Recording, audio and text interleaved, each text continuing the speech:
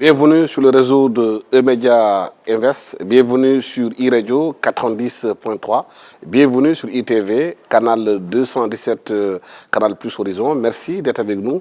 Nous avons aujourd'hui une invitée spéciale. Une invitée spéciale qui est aussi l'envoyé spécial de l'Union africaine pour les femmes, la paix et la sécurité. Elle s'appelle Fatou Diop. Fatou Diop, Binta Diop. Binta Diop, merci d'avoir accepté notre invitation. Vous vous occupez d'une question assez cruciale. C'est la sécurité et la paix pour les femmes. C'est un métier facile, ça? Alassane, merci beaucoup de me recevoir. Je dirais c'est la première fois que je suis sur e-radio et e-télé. Et je pense que vous êtes en train de révolutionner le numérique. Et ça se passe à Dakar, en tout cas, merci. Félicitations. Merci. Ce n'est pas un métier facile, mais je dirais c'est quelque chose que j'ai choisi parce que je pense que les Africains et les Africaines ont les compétences et les connaissances pour résoudre nos conflits. Et c'est la raison pour laquelle j'ai choisi d'être sur le terrain, d'être dans le théâtre des conflits, et de faire en sorte qu'à travers les femmes, que nous puissions résoudre nos différends, que nous puissions dialoguer et que nous puissions amener la paix en Afrique.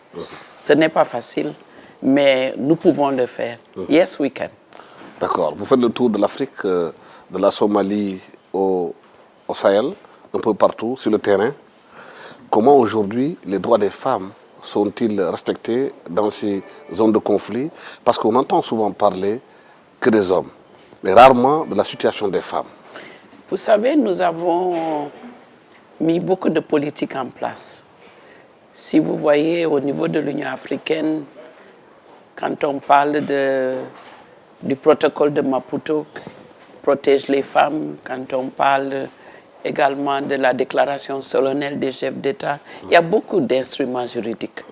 Même au niveau national, nous étions à Dakar cette fois-ci pour évaluer les plans d'action, parce qu'il y a même des plans d'action, 27 pays, qui disent que les femmes doivent être protégées en zone de guerre, que les femmes doivent participer aussi bien pour le maintien de la paix, qu'il faut prévenir également pour qu'il y ait moins de violence à l'égard des femmes. Ça, c'est la résolution 1325 du Conseil de sécurité des Nations Unies.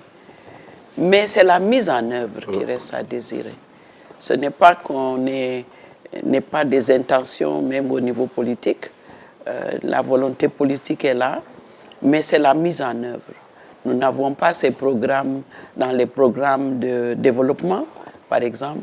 Nous n'avons pas ces programmes, par exemple, dans les lectures de l'Assemblée, de nos assemblées, pour que ça soit inclus dans le budget national. Donc, on laisse certainement aux partenaires, aux Nations Unies pour dire c'est le Conseil de sécurité des Nations Unies, c'est le Conseil de paix et sécurité de l'Union africaine qui doivent s'occuper de la paix. Alors que ça doit commencer dans nos communautés, en famille. C'est là où le débat contre la violence doit commencer. Donc, je pense que c'est une question d'éducation qui doit commencer à la base. Donc, mon travail, c'est de sillonner les pays. Comme vous l'avez tantôt dit, j'ai été récemment à Maïdougouri. Vous savez que les filles ont été enlevées, les Chibok Girls, vous avez entendu parler d'elles. Elles sont revenues. Elles sont revenues avec beaucoup de traumatisme, elles sont revenues avec des enfants, elles sont revenues, le gouvernement essaie de les retourner à l'école. Beaucoup de souffrance dans les camps de déplacés. Boko Haram continue de sévir dans cette région, de kidnapper. J'ai fait le bassin du lac Tchad encore récemment et nous voyons également qu'au-delà de nos frontières, ils sont aussi en train d'enlever les jeunes, les garçons. Et il y en a qui sont revenus, mais qui n'ont pas de travail. Parce que cette sécurité dont on parle, que ce soit au Mali, que ce soit au Burkina, ce n'est pas une sécurité seulement militaire. ce n'est pas les militaires qui vont combattre et avoir du succès sur Boko Haram et les djihadistes. Il y a la sécurité sociale, humaine et économique. Économique, lutter contre la humaine, c'est pauvreté le de façon développement. efficace C'est pour que les jeunes, les femmes trouvent du travail. Exactement. Il faut retourner vers, disons, les soubassements. Je ne dirais pas les causes profondes, parce qu'on ne peut pas dire que c'est la pauvreté. Mais l'insécurité se nourrit dans la pauvreté. Parce que les jeunes qui n'ont pas d'emploi sont souvent attirés par ce que ces djihadistes leur apportent, en leur disant que certainement si vous l'emploi, parce qu'ils ont tout ce qu'il faut à leur côté, leur montrer également que demain ils vont mourir mais ils iront au paradis, certainement c'est surtout aussi l'éducation qui manque. Donc il faut investir dans les écoles, il faut investir dans la santé. Vous savez, j'ai été en Somalie et j'ai discuté avec des groupes de femmes. Je disais, mais qu'est-ce qui se passe? Pourquoi vous suivez? Pourquoi les communautés suivent Al-Shabaab? Ils m'ont dit, non seulement ils nous donnent l'eau, que nous n'avons pas, qui est la base, certainement des fois ils nous apportent l'électricité, l'éducation, même le Coran, parce qu'ils peuvent ouvrir des écoles coraniques, et aussi la sécurité alimentaire, que la plupart du temps manque dans ces zones qui subissent les changements climatiques. Et certainement, si les groupes djihadistes vous apportent tout cela, et vous les suivez, vous les protégez. Et des fois aussi, c'est leurs enfants qui font ce travail, mais avec d'autres qui sont les leaders, qui ont les ressources. Et à la fin, mais quand sur le terrain, AMISOM, nos troupes, qui les combattent et qui arrivent à les vaincre, quand ces troupes arrivent à les vaincre, vous voyez qu'ils enlèvent tout, ils détruisent tout le matériel qu'ils avaient amené. Donc je leur dis, mais écoutez, cette sécurité humaine qu'ils ont semblant de vous apporter, non, ce n'est pas pour vous, ils le font pour vous maîtriser. Donc, vous savez que le gouvernement, c'est là où il faut combattre pour qu'il y ait un État fort, pour que le gouvernement soit présent, parce que ça, c'est la durabilité. Oui, mais Mme Diop, justement, c'est ça l'incompréhension de beaucoup d'Africains. Comment se fait-il que les groupes djihadistes puissent venir dans des pays, financer les jeunes, leur trouver de l'emploi, lutter contre la pauvreté, alors que les États sont organisés, ils ont des matières premières, sont très riches. Il y a de l'or, il y a du pétrole, il y a du gaz en Afrique, que les Africains puissent être dans cette pauvreté, que les groupuscules puissent contrôler des humains dans cette zone-là, alors que l'État a failli. Vous savez, vous le dites tantôt, l'Afrique est riche, mais les Africains sont pauvres. C'est la réalité, parce que nous ne maîtrisons pas nos matières premières, nous ne les transformons pas. Tout est pris par d'autres, exporté, et c'est ceux-là qui en réjouissent et qui nous le revendent en contrepartie. Donc, il y a toute une matière à réfléchir pour pouvoir dire les ressources sont là, mais faudrait-il les développer en Afrique pour que nos jeunes ne soient pas en train de dire nous allons vers l'Europe ou d'autres cieux qui ne sont pas meilleurs que nous, surtout en ce moment. Mais il faut avoir cette politique de développement à l'intérieur de nos pays. Mais qu'est-ce qui l'empêche aujourd'hui? Ce qui se passe actuellement, c'est réellement, je dirais que les djihadistes ont compris, les extrémistes ont compris qu'il faut montrer aux jeunes l'illusion qu'ils sont là pour eux, alors que c'est une question de pouvoir et même de contrôle. Il ne faut pas se leurrer. Ces gens-là, ce n'est pas une question disons, d'islam ou de religion. C'est une question de pouvoir. Et c'est une question de maîtriser notre économie. Mais pourquoi ils créent le No Man's Land, comme No Women's Land, leur propre terre. Parce que quand on voit les surfaces que nous avons du Mali jusqu'à Mauritanie, ils créent quelque chose pour avoir accès et pour pouvoir faire du trafic, le trafic d'êtres humains. Et c'est de l'argent, c'est l'économie de guerre. Pour avoir de l'argent, pour avoir contrôlé, pas seulement nos minerais, etc. Les djihadistes ont compris que ça, c'est un terreau fertile pour eux et il faudrait, pour eux, créer le chaos. Et le chaos, c'est sur les populations. Comme ça, librement, ils peuvent faire le trafic de drogue, le trafic d'êtres humains. C'est vraiment une question économique. Et pour démanteler ce processus-là, il faut que nos États s'impliquent eux-mêmes. Il faut qu'ils se mettent ensemble parce que pas un seul État ne peut le faire. Même le G5 Sahel qui dit que c'est eux qui subissent, qui sont au front. Si la CEDEAO ne s'y mêle pas, si les autres pays, même l'Union africaine, nous avons une force de maintien de la paix, mais qui n'a pas les outils encore. Il faudrait que les Nations Unies qui ont ces outils-là puissent soutenir. Les gens, maintenant, les guerres, c'est sophistiqué. C'est avec des drogues, c'est avec des drones, c'est avec des nouvelles technologies. Donc, nous devons outiller nos soldats pour convaincre ces djihadistes. Mais vous l'avez dit tantôt, c'est contrôler nos ressources. Tout cela, que ce soit d'un côté ou de l'autre. Chacun veut épuiser ce que l'Afrique a parce que nous en avons. C'est la réalité, il faut l'admettre. Et dans le Sahel, comme vous l'avez dit, vous avez rencontré des femmes qui sont utilisées comme armes de guerre, qui sont utilisées dans des situations un peu difficiles. Est-ce que, d'abord, ce n'est pas une question d'éducation? Est-ce qu'aujourd'hui, dans nos pays, le problème fondamental, ce n'est pas d'abord l'éducation de l'enfant dans la maison d'abord? Vous savez, il y a votre question, c'est certainement plusieurs réponses, il n'y en a pas une. Parce que dans les familles, c'est vrai, il y a aussi ce contrôle dans la vie humaine. Soit l'homme veut contrôler la femme ou vice-versa. C'est un rapport de force. C'est pourquoi les hommes qu'on a éduqués, c'est les femmes qui ont éduqué les hommes. Ouais. Et donc, les femmes ont toujours mis dans la tête des hommes que c'était les meilleurs. Et si les femmes commencent à résister, donc il y a quoi? Il y a une force.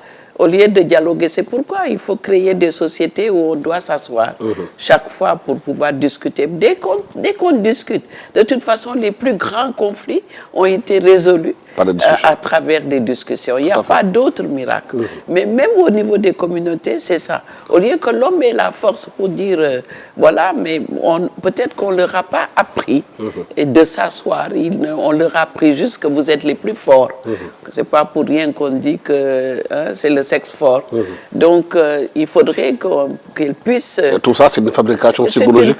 Psychologique des familles, des communautés, etc. Il y a des communautés où également des hommes, des femmes sont les plus forts, le sexe fort, et qui également dominent des hommes. On a vu cela. Et tout ça, c'est fabriqué au niveau des communautés. Donc je pense qu'il faut retourner à la base. La deuxième question que vous avez, c'est dans cette question, il y a aussi l'éducation des filles.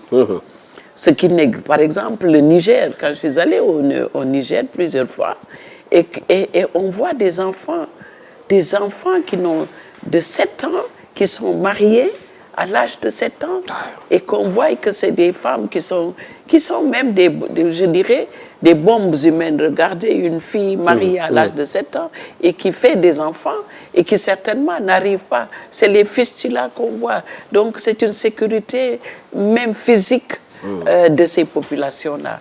Au Niger, combien d'écoles nous avons? Le président nous a dit il faut que j'investisse dans l'éducation.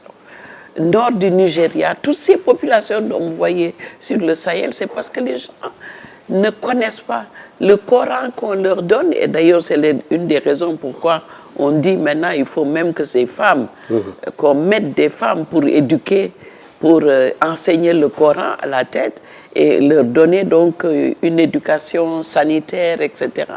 Mais il y a une incompréhension, je ne dirais pas de non-culture, parce qu'une culture, c'est pas seulement l'éducation de base française, mais même dans les familles.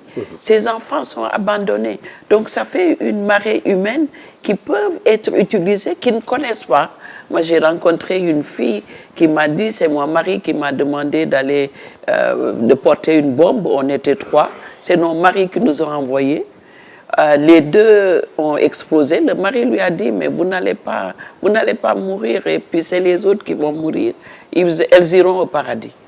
J'ai rencontré, comme je vous parle, elle a les 2 jambes qui sont parties, parce que les 2 premières ont explosé au marché, sont parties. Elle a eu les 2 jambes coupées. Ce qu'elle me raconte, c'est son mari qui lui a donné la bombe et qui lui a dit, va au marché avec les autres pour vous faire suicider. Mais est-ce que ça ne repose pas justement sur ce point précis, la formation des maîtres coraniques, la formation des imams? Parce qu'on a vu dans d'autres pays comme le Maroc, où ce n'est pas n'importe qui peut enseigner le Coran, qui peut être imam. Exactement. Je pense que c'est là où il faudra aussi qu'on redouble de vigilance. Qui enseigne quoi? Parce qu'il y a tellement d'interprétations autour de cela. Ce n'est pas notre débat aujourd'hui.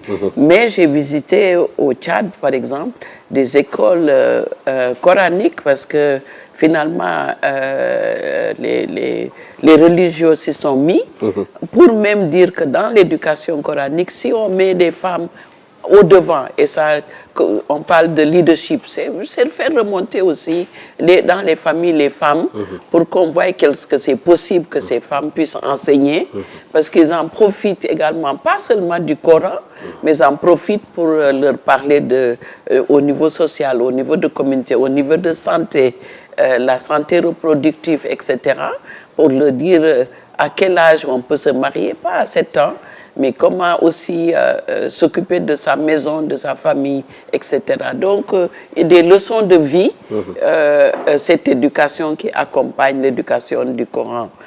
Donc, je pense que de mettre aussi les femmes à l'avant-garde, au devant de cette éducation est nécessaire, pas seulement vis-à-vis des hommes. Et cette histoire de violence faite aux femmes dans les conflits, est-ce que vous arrivez avec votre travail à sortir les femmes de cette violence-là, de tout le déchirement psychologique qu'elles aient pu subir? Oui, vous savez, on est en train de voir d'ailleurs pour le Sénégal, parce qu'on voit, j'ai visité tantôt ce qu'on appelle les one-stop centers, des centres au Rwanda, par exemple, qui a eu le génocide, où il y a eu millions de personnes tuées en quelques mois. Ils ont mis en place les centres Isangé. Et je pense que le Sénégal, le ministère de la Femme, est en train de voir comment mettre en place ces structures où, à l'intérieur, vous avez des soutiens, disons, tout de suite, même, il y a les tests de ADN quand ça arrive. Dans la minute qui vient, vous pouvez vérifier si c'est violence, si c'est viol, parce qu'il faut aller jusqu'au viol. Si c'est viol prétendu, parce que ce n'est jusqu'à preuve du contraire, les auteurs sont présumés innocents, mais qu'on puisse faire le test tout de suite pour voir si l'homme l'a commis ou pas. Mais il y a le traumatisme aussi, les conseils, l'accompagnement des traumas, parce que, vous savez, j'ai fait 6 mois au Soudan. Tout ça, c'est des exemples. J'ai fait 6 mois pour investiguer sur les viols, discuter avec les femmes qui ont subi ces violences pendant 6 mois pour sortir notre rapport avec le président Obasanjo. Et je me rendais compte, moi-même, je devenais traumatisée. Parce que le niveau que subissait, parce que c'est utilisé comme arme de guerre. Des deux côtés, que ce soit des fois les belligérants, que ce soit les armées, etc. Donc c'est pourquoi aussi il faut former les armées, mettre en place des programmes. Au niveau de l'Union africaine, même pour moi, le Sénégal est un cas d'école. Tout ce que nous faisons, j'essaie de l'amener dans mon pays. Il y a des centres, il y a Femmes Afrique Solidarité qui forment le centre panafricain avec les armées, qui forment nos hommes qu'on déploie sur le terrain pour qu'ils puissent revenir. Parce qu'ils sont à proximité avec les communautés, les populations. Et des fois, on a tendance, aussi à perpétrer des violences si on n'y prend pas garde. Donc ce que nous faisons, c'est former nos femmes et nos hommes qui sont déployés, amener plus de femmes dans nos armées. Parce que ça aussi, ça permet d'avoir des proximités beaucoup plus conviviales avec les populations et de ne pas les harceler comme ça se voit. Donc il y a des programmes que nous mettons en place dans les pays. Le Sénégal est un pays phare parce que de plus en plus on a des femmes dans les armées. En RDC, quand j'étais plusieurs fois, mais c'est des Sénégalaises qui m'accompagnent dans les chars, surtout quand je faisais Béni, Bournia, les zones les plus difficiles. On me disait, il y a le contingent sénégalais qui m'accueillait et qui fait un travail extraordinaire, nos femmes et nos hommes du terrain. Au-delà de ça, il faut prévenir. Il faut prévenir. Justement, je voulais vous poser une question, comment prévenir?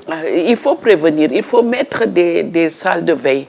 Il faut faire en sorte, au Sénégal, par exemple, durant les élections, les femmes se sont mises en salle de veille pour pouvoir aussi aller vers les religieux, leur demander de donner des messages de paix, de sécurité. Également les jeunes, les former.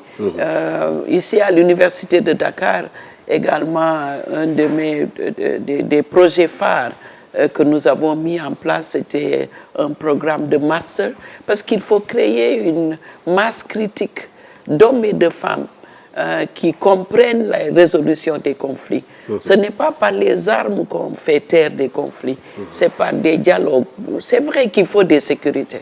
Il faut des militaires pour sécuriser, ça c'est réel. Mais ça, on finit toujours par régler des différends autour d'une table de négociation. Donc il faut avoir les skills, il faut avoir les outils. Il faut qu'on puisse, parce qu'on peut changer de mentalité. Il suffit juste de sensibiliser, il suffit de persister, il suffit de mobiliser et que tout le monde s'y mette, les religieux, mais surtout les médias. Alassane, on a besoin des médias pour faire ce travail, pour montrer que ça s'est passé ailleurs, mais que nous avons pu les résoudre. Quand on voit des élections, surtout les processus de démocratie, celui qui n'a pas gagné a toujours tendance à contester. Voilà, et contester, ça amène des tensions. Alors qu'on peut régler cela par d'autres moyens. Je crois que nos communautés africaines ont besoin, surtout si on veut bénéficier de nos ressources. Oui, c'est des pays qui ont des ressources qui sont en guerre. La RDC est le pays le plus riche au monde. Mais vous voyez des populations qui ne bénéficient pas. Son pétrole aussi. Oui, exact. Voilà, le pétrole que nous avons. Alors que l'Afrique a nos océans. On peut en profiter. Nous avons le soleil, nous avons tout ce qu'il faut. Les minerais, les diamants, l'or, le pétrole en plus et le gaz. Donc nous avons tout. Mais récemment, Barack Obama a fait une sortie, l'ancien président américain, en disant qu'il est convaincu, lui, que ce sont les femmes qui peuvent changer le monde. Que le leadership des femmes est important. Au Sénégal, aujourd'hui, on est dans une situation par de gaz et de pétrole. Oui. Mais est-ce que vous pensez justement que l'introduction des femmes dans les instances de décision peut être une source d'apaisement de la situation de tension que l'on voit dans ce pays? Mais ça, c'est la réalité. Si, ce n'est pas une question seulement de droit, des droits des femmes. Parce que c'est vrai, quand on a une moitié, mais c'est une question pour moi de bon sens. C'est-à-dire, quand nous avons une moitié de la population qui a nos enfants ont fait des universités comme des hommes. Elles ont une expérience aussi en même temps que les hommes. Mais elles ont aussi une sensibilité différente des hommes. Parce que les éducations des hommes et des femmes ne sont pas la plupart du temps les mêmes. On nous confie la famille, on s'occupe de nos beaux-parents, on s'occupe de nos enfants, on s'occupe des communautés. Donc on est beaucoup plus à l'écoute de beaucoup de choses. Ce sens de la prudence. C'est cette prudence-là mêlée à ce que, disons, la rapidité des hommes. Si on met les deux ensemble, je pense qu'on peut faire une très bonne société. Ce n'est pas que les femmes soient meilleures que des hommes. C'est-à-dire qu'il y a des des attitudes et des compréhensions qui sont complémentaires. Donc, une société qui n'emploie pas ces femmes, c'est pourquoi nous nous sommes battus à l'Union africaine pour avoir la parité, ce qui que le Sénégal a mis aussi en œuvre. Mais il faut faire qu'une société reconnaisse ses filles et également ces hommes. Ce n'est pas de dire que nous contestons les hommes, loin de là. C'est une société ensemble où on peut regarder les questions de développement. Donc si les femmes ne sont pas dans la gestion de la manne qui nous arrive et de ce qui sortira, pour parler de combien nous mettrons pour l'éducation. C'est important.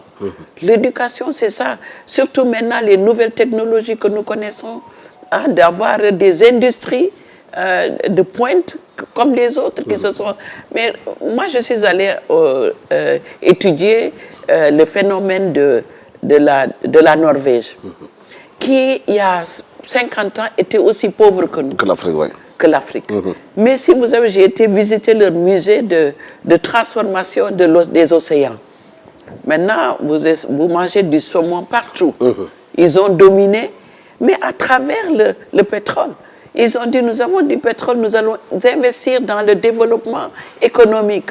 Maintenant, c'est leur bateau, l'arsenal de ce qu'ils vendent dans le monde, pas seulement le pétrole. Donc, ils ont investi dans le développement et ces îles sont devenues tellement riches, les Yords, comme ils les appellent, ils ont tout ce qu'il leur faut, une population qui était comme le Sénégal. Mais je pense que si notre manne de pétrole, si on les met, et là-bas, ils ont la parité. Premier ministre est une femme. Je ne veux pas dire qu'il faut éliminer des hommes, mais c'est une société d'hommes, de femmes égalitaires, que tout le monde contribue et tout le monde bénéficie. Et ils ont mis des fonds, même pour les générations à venir. Donc je pense que nous devons étudier ces phénomènes surtout et ne pas tomber dans le revers de la RDC ou même à côté du Nigeria, qu'on n'a pas pu jusqu'à maintenant créer des raffineries pour transformer le pétrole pour avoir l'électricité à longueur de journée, etc. Sauf que récemment, Dangote a investi il est en train de le faire, il est en train de redresser cette discrimination qu'il y a, mais je pense qu'il en faudrait beaucoup de plus de Dangote, parce que le secteur privé, et surtout le secteur privé des femmes, vous savez, je viens de me rendre compte qu'il y a une loi au niveau du Sénégal, où on dit que 15% des marchés publics, je pense le chiffre, si je me rappelle bien, sinon il faut rectifier, mais en tout cas, un pourcentage des marchés publics doivent aller aux femmes. Mais vous vous rendez compte, c'est pourquoi nous sommes en train d'étudier comment mettre en place un fonds avec l'Union africaine et la CEA. Et nous pensons que le Sénégal va prendre ça en marche et va prendre même le leadership. Comment faire en sorte que dans ces marchés publics, qu'on puisse accompagner les femmes pour qu'elles aient accès. Le Kenya le fait si très bien. Mais il suffit tout simplement de faire des garanties. Parce que les femmes payent. Les femmes sont les meilleurs payeurs. Absolument. Parce que dans les communautés, elles ont ce qu'on appelle le djom. Elles ne veulent pas demain qu'on puisse de la famille que votre mère, etc. Donc, elles sont là dans la communauté et elles ont le pouvoir de pouvoir rembourser et de pouvoir payer. Donc, pourquoi pas leur donner 15% de ce qui va arriver des dérivés du pétrole et du gaz. On les voit, elles peuvent être chefs d'entreprise. Combien disons, de dérivés nous pouvons avoir autour du gaz et du pétrole? Il y a beaucoup de métiers qui peuvent en sortir. C'est une grande chaîne de valeur. Les femmes peuvent être à l'avant-garde des communautés. Elles vont employer, elles vont diriger, elles vont prendre les jeunes, elles vont investir dans leur éducation de leurs enfants et elles vont être dans l'agriculture. En ce moment, au Sénégal également, nous avons un grand programme qui s'appelle Empower Women in Agriculture. Vous savez, tout ce que nous faisons à l'Union africaine, pour moi, le Sénégal doit être à l'avant-garde. Et je dis toujours au président Macky Sall, prenez ce volet parce que c'est important. L'agriculture, c'est important. Vous avez dit que vous voulez que demain, que le Sénégal soit autosuffisant. Donc, mettez les femmes au devant, qu'elles soient elles-mêmes avec les hommes, donnez-leur le nécessaire, donnez-leur comme on dit, les intrants, amenez le secteur privé comme Dangote, comme OCP, comme d'autres, qui puissent réellement investir. Parce que le gouvernement ne peut pas investir seul.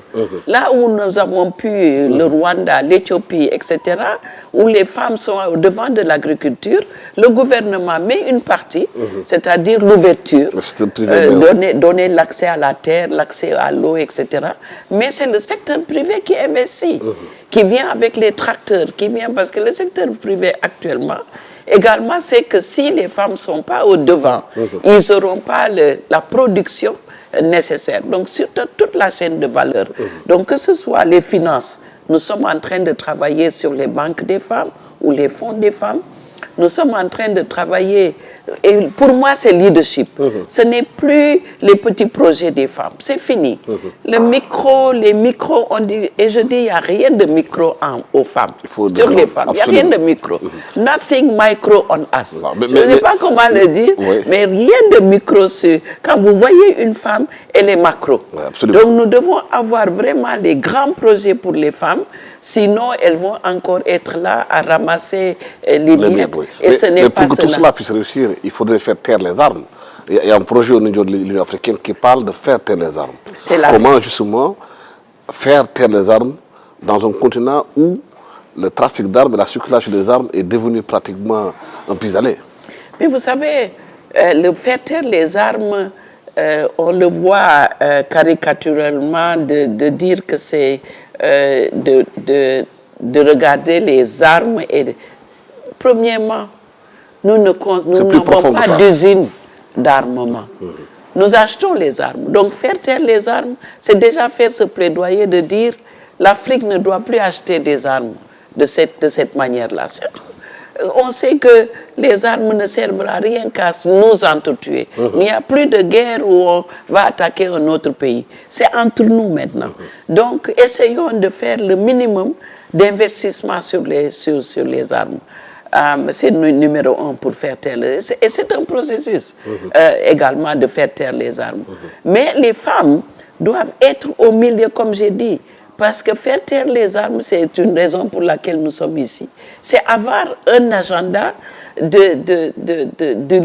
d'empowerment, d'autonomisation des populations. Et surtout les femmes et les jeunes.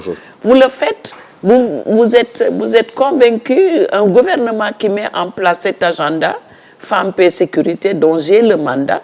Donc vous voyez pourquoi je fais ce plaidoyer, de dire mettez les femmes au milieu, c'est sûr qu'on aura la paix et la sécurité. Amener cette dimension dans notre programme de développement. Parce qu'on croit toujours que c'est d'investir sur les sécurités, disons, militaires. Il en faut. Il faut un investissement holistique. Sur les infrastructures, c'est bien, il en faut. Mais c'est surtout sur les infrastructures des femmes. Sur les humains. C'est de faire, comment faire des cliniques pour les femmes, de faire les hôpitaux où les femmes ont accès, des écoles et surtout des universités polytechniques comme on en voit partout actuellement. Parce que c'est là où on fera les différences. Faire taire les armes, c'est paix, sécurité et développement. C'est lier le développement à la paix et à la sécurité. Donc nous étions au Sénégal ici sur cette question, de dire faire taire les armes. Est-ce que cette question aujourd'hui, vous pensez qu'elle est prise en charge effectivement par nos États? Au moment où on voit dans certains contrées du pays, ici au Sénégal, des femmes, quand elles veulent donner vie, elles sont obligées de prendre des charrettes pour se déplacer d'une localité à une autre, où il y a beaucoup de mortalité. Oui, donc c'est ce que je disais tantôt, que d'abord l'éducation de base de santé, mais également utiliser les nouvelles technologies pour ne plus utiliser les charrettes. Vous savez, il y a des hôpitaux, il y a des cliniques, comme on dit, mobiles. Il y a des cliniques mobiles. Pourquoi pas utiliser ce genre d'instruments? Je l'ai vu au Kenya. Des femmes qui doivent accoucher, il y a l'ambulance qui est là, qui va là-bas. Tout de suite, on ne prend pas la charrette, mais on y va rapidement. Donc, c'est vous qui vous déplacez au lieu que la femme se déplace. Donc, ce n'est pas seulement une infrastructure solide, mais c'est une infrastructure mobile et qui a tous les instruments qu'il faut. Vous savez, les nouvelles technologies, si on les utilise, nous pouvons accélérer le développement.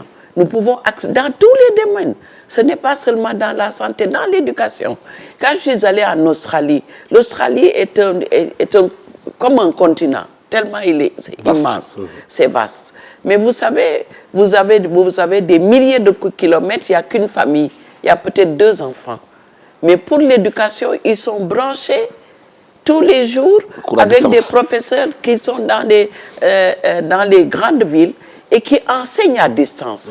C'est ce que les pays africains doivent faire. Mais dans tous les systèmes que nous avons, surtout des nouvelles technologies. Donc je pense qu'il y a maintenant des méthodes pour accélérer le développement de l'Afrique. Et c'est ce que nous devons utiliser. Et il y a des exemples pratiques. Faites le tour du monde. Et je suis sûre que le Sénégal le fait. Maintenant, la volonté politique, certainement, y est. Les ressources, nous en disposons.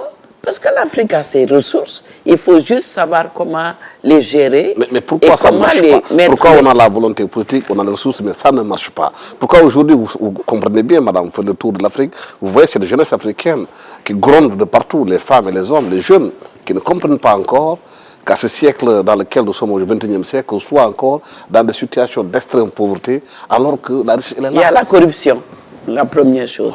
L'Union africaine, l'année dernière, a dit c'est l'année contre la corruption.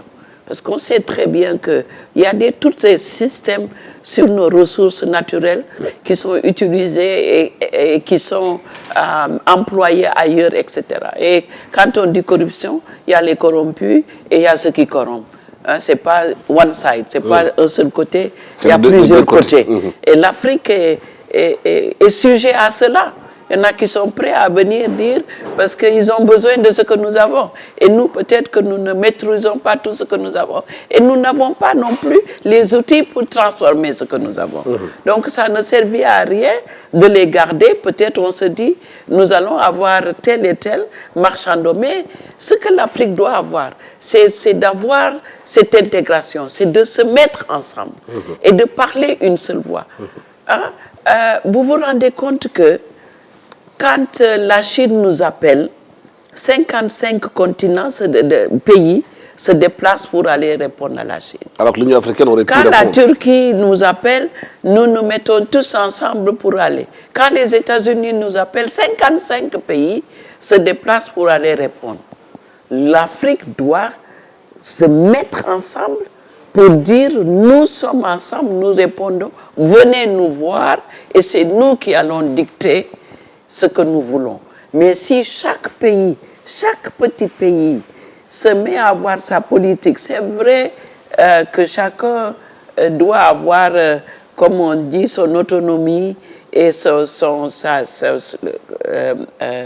indépendance, entre guillemets. Mais seuls, nous ne pouvons pas y arriver. C'est pourquoi quand on a adopté la zone de libre-échange, qui va peut-être nous permettre entre États. Mais si politiquement nous pouvions avoir une seule et même voix, faire en sorte que l'Union africaine ne soit pas une coquille vide, mais que l'Union africaine, que les États puissent en faire un instrument de discussion, de négociation. Mais on nous convoque, nous allons tous là-bas et on nous divise. Et nous arrivons. Nous n'avons pas un marché, on a 55 marchés. Et on fait la pression sur nos États. Ce n'est pas la faute de nos États en ce moment de ce qu'on voit. C'est parce que la pression sur nos États dans les négociations, c'est intenable. C'est de bonne guerre, non? C'est de bonne guerre. Les autres vont mettre la pression pour avoir le maximum. Aujourd'hui, ce que vous disiez de faire réunir des chefs d'État, qu'il n'y ait qu'un seul qui représente toute l'Afrique, le problème qui se pose et que ce n'est pas un vœu pieux. Aujourd'hui, le débat dans la sous-région, c'est que le président français Macron convoque, même s'ils ne veulent pas le mot, les présidents africains de G5 Sahel à Pau. Il fait le tour en Côte d'Ivoire aujourd'hui pour essayer de changer diplomatiquement les mots. Exactement. Je pense qu'ils ont des problèmes de choix. Ils ont besoin d'une sécurité, de la sécurité militaire des partenaires, parce que c'est cette histoire des du Sahel, du G5 Sahel. C'est un problème international. Absolument. Ce n'est pas seulement les pays du G5 Sahel. Demain, ça peut aller jusqu'en France. Ça peut aller jusqu'aux États-Unis. C'est un problème créé d'abord par la France. Ça avait commencé par là-bas. On a vu ce avec la Libye, en tuant Kadhafi, contre la volonté des Africains. Tout le monde avait dit non. Le Conseil de sécurité a dit non. Le Conseil de paix et sécurité de l'Union africaine avait dit non. La France y est allée tout seul. Et c'est d'ailleurs là où on dit actuellement la gouvernance mondiale qui a des problèmes actuels. Actuellement, les Nations Unies perdent tout leur poids du monde. Le multilatéralisme est en train de subir des chocs. Absolument. Et ces chocs-là, il faut les redresser. Il faut faire en sorte que les Nations Unies soient encore le pôle où on va négocier. Trump dit America First. Maintenant, on a le Brexit qui est d'un côté. Nous avons la droite populiste qui monte au niveau des pays européens. Donc, tout cela subit des chocs. Mais on se rend compte que si le monde n'est pas ensemble, ça va avoir des conséquences. Donc, cette fragilisation des Nations Unies aujourd'hui par rapport à la position de Trump, la montée des nationalistes un peu partout, ne risque pas d'avoir des répercussions sur le combat que vous menez pour les femmes sur le terrain? Parce que les projets, les programmes sont financés des fois par les Nations Unies. Et si Trump se retire et l'argent manque, la réalité sur le terrain va être compliquée. Mais c'est pourquoi l'Union africaine a créé le Fonds sur la paix, pour dire aux États membres, vous cotisez. Vous savez, ce n'est pas si difficile. Avant, c'est les partenaires, l'Union européenne, qui finançaient nos maintiens de la paix, notre paix. Ouais. Et comment vous pensez que nous allons faire la paix si c'est seulement l'Union européenne? Ce qu'il faut, c'est d'abord nous.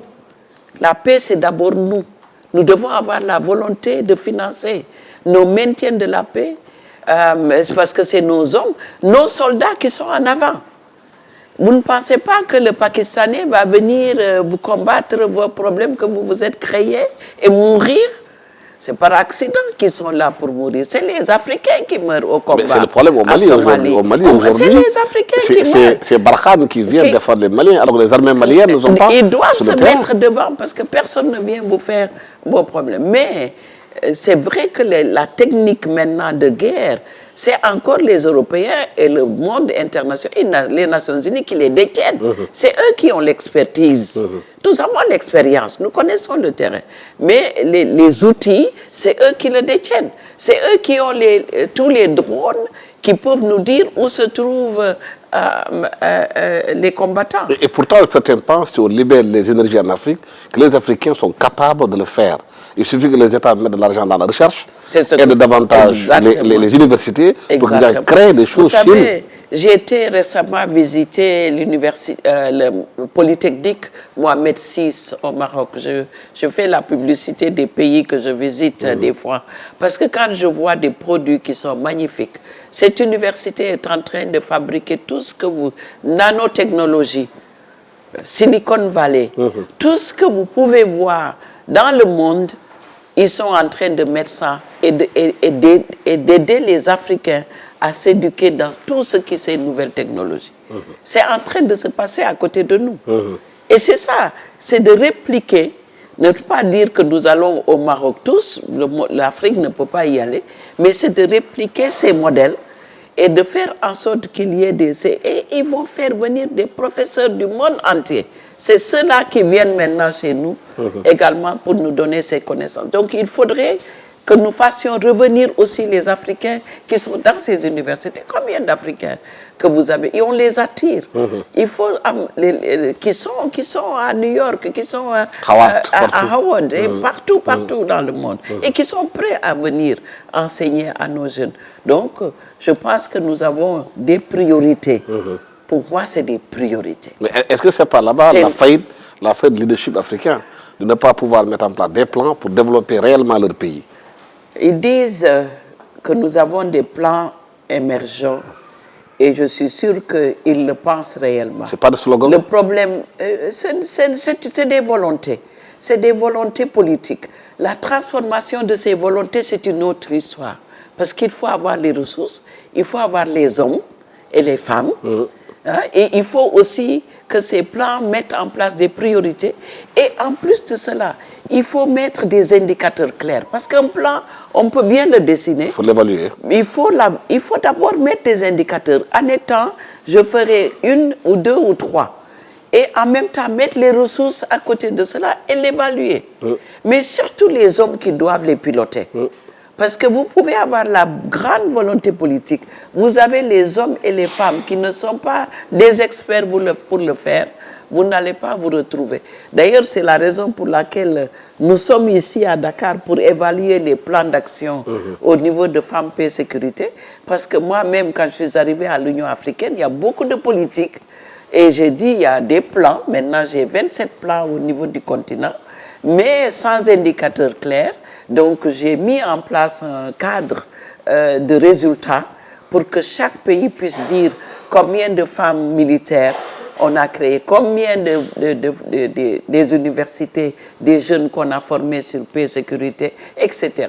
Les nombres. Comme ça, chaque année, je sors un rapport, l'Union africaine sort un rapport publié sur la qualité et sur la quantité, et de voir quelles sont les priorités de nos États. Il faut mettre en œuvre, mais il faut s'auto-évaluer et voir où nous Est-ce que le plan sénégalais donne des résultats? Ah oui, Lesquels? on a donné, comme je dis toujours, le verre est à moitié plein, à moitié vide. Moitié plein, si on veut, par rapport à d'autres pays. Nous avons actuellement, le Sénégal est le 3e contributeur de troupes au niveau de l'Union africaine. C'est magnifique. 3e, donc on amène nos femmes et nos hommes. Et 7e au niveau mondial déjà.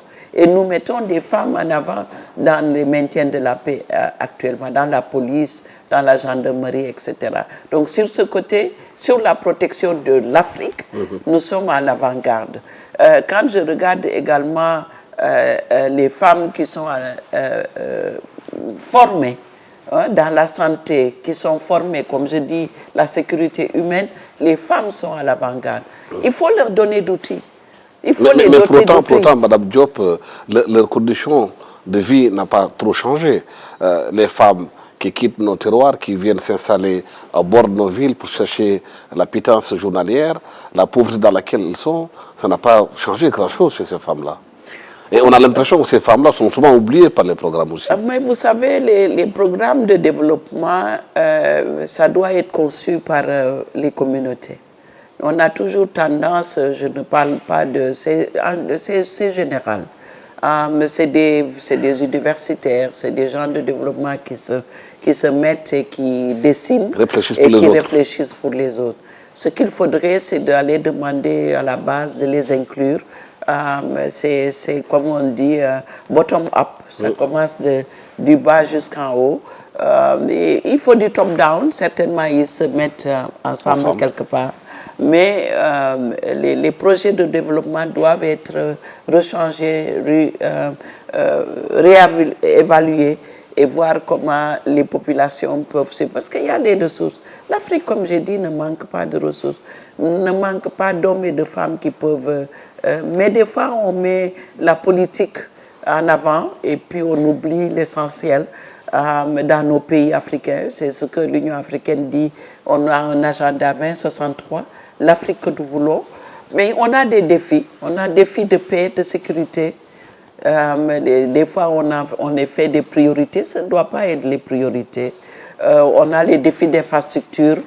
Ça ne devrait pas être les seules priorités. Ça devrait être l'homme, ça doit être la femme. C'est le développement humain qui doit être la priorité. Mais nos États, des fois, sont pris entre plusieurs priorités. Et des fois, ils se disent, mettons cette priorité-là, parce que les ressources ne sont pas toujours mobilisées au même moment.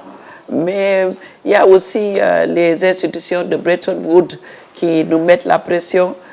Il y a la question actuellement en Afrique dont on discute de la dette. Il faut que nous sachions ces questions de dette, de quoi il s'agit, ce que nous prenons vers ces institutions qui nous donnent des priorités qui généralement ne sont pas nos priorités. et où va l'argent de cette dette également.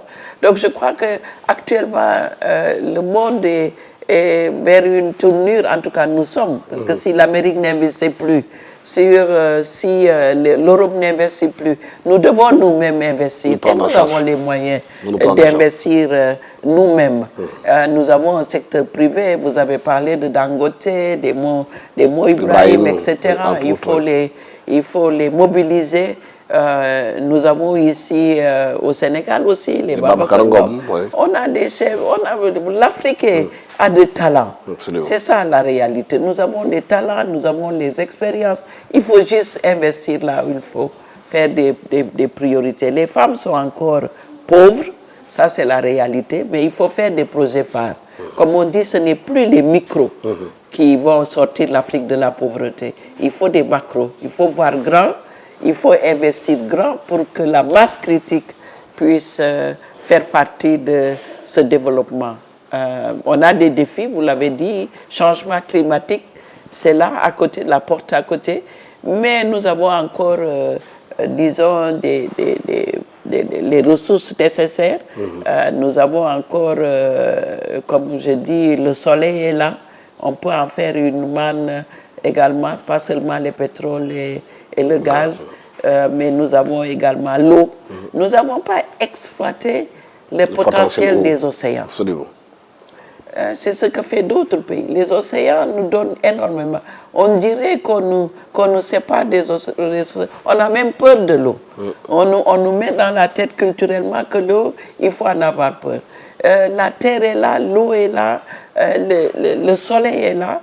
Nous avons le potentiel de développement humain. Il faut mobiliser ce potentiel-là et je pense que l'Afrique est prête. C'est le continent d'aujourd'hui, de demain. On dit de demain. Vous vous souviendrez de quand la Chine s'éveillera. La Chine s'est éveillée. L'Afrique s'éveillera. Mais doit s'éveiller maintenant, se réveiller maintenant. Et je pense que les jeunes et les femmes sont le potentiel parce qu'ils n'ont pas été utilisés. Ce potentiel-là, ces ressources, et nous y travaillons en tout cas. Pour changer le continent. Pour changer le continent. Merci infiniment à Madame Bintou Diop. Je rappelle que vous êtes envoyé spécial de l'Union africaine pour les femmes, la paix et la sécurité. Merci d'avoir été avec nous sur l'Air du Temps, sur iRadio, ITV. Merci à toute l'équipe technique qui m'a accompagné pour la réalisation de cette émission. Merci et bonsoir.